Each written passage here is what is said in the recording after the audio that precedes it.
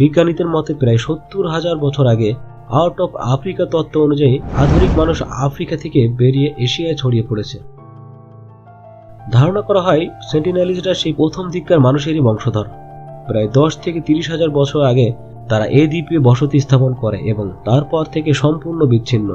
প্রায় 10 থেকে 30,000 বছর আগে তারা এই দ্বীপে বসতি স্থাপন করেন। সময়ের সাথে সমুদ্রপৃষ্ঠের উচ্চতা বাড়ার ফলে ধীরে ধীরে দ্বীপটি মূল ভূখণ্ড থেকে আলাদা হতে থাকে। তারা কৃষিকাজ জানে না, কারণ কৃষির আবিষ্কার হয়েছিল প্রায় 12,000 বছর আগে। তখন তারা ইতিমধ্যেই বিচ্ছিন্ন ছিল।